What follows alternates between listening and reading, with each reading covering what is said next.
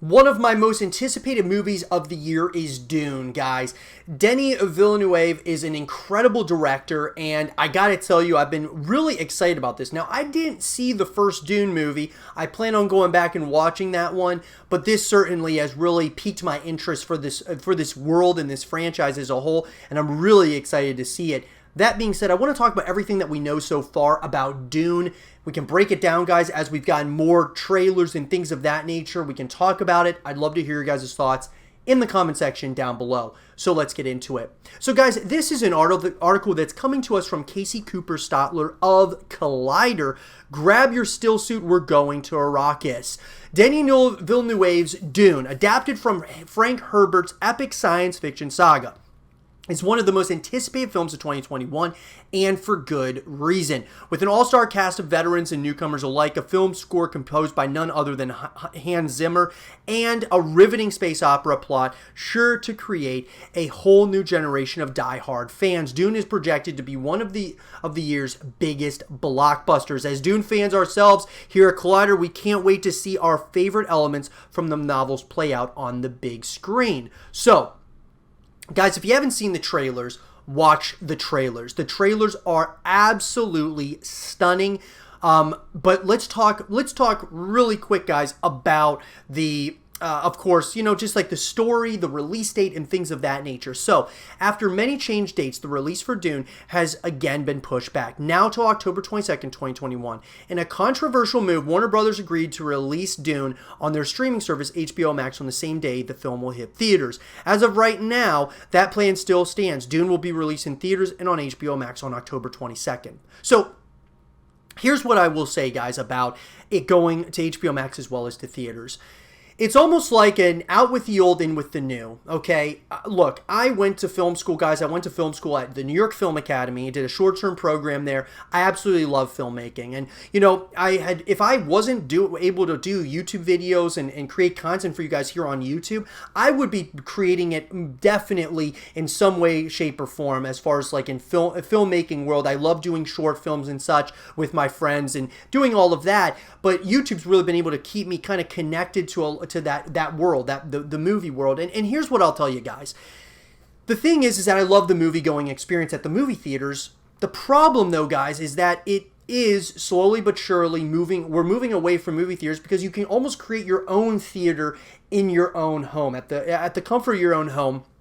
And so HBO Max, what Warner Brothers sees is the future here. They're seeing that, okay, movie theaters will not be something that is necessarily relevant long term. Obviously, because of the pandemic, we saw that, and now the streaming service is certainly coming in. Really, when Netflix started this, it started this trend moving in a direction that we kind of can see what's going to happen. At some point or another, movies will not be relevant anymore. It's kind of like what Tesla did.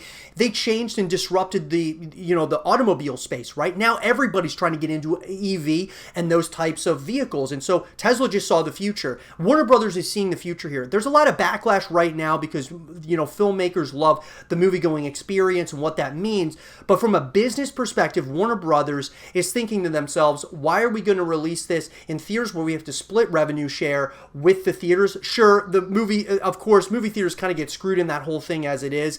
But nonetheless, Warner Brothers and all these other companies are going to be thinking to themselves, okay, we can take all of the revenue share, not split it with someone else, because they own HBO Max. So it makes sense to me from a business perspective. It's unfortunate that it's, one of those things where it's controversial right now, guys, but I think as time goes, you're going to see more and more come on the streaming services, and there's going to be more emphasis on that. Now, Villeneuve was not alone in the sentiment, with actors, creators, and other directors also critical of the company's decision. But while Dune will be released to the public in October, it will screen for critics before then. The film will have its world premiere on September 3rd at the Venice Film Festival, and will also screen at the Toronto International Film Festival as well.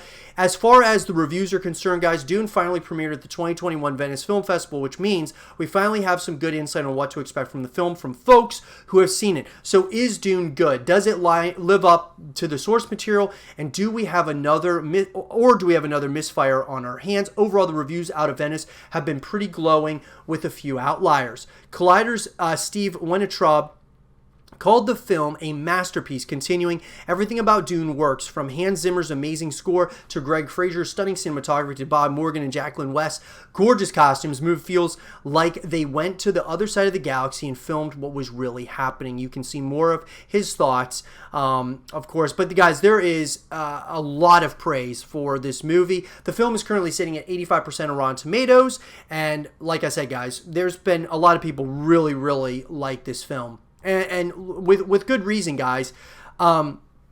From the cast, Hans Zimmer, I believe, is the greatest composer of all time. You got Denis Villeneuve, who's one of the best directors right now in the industry.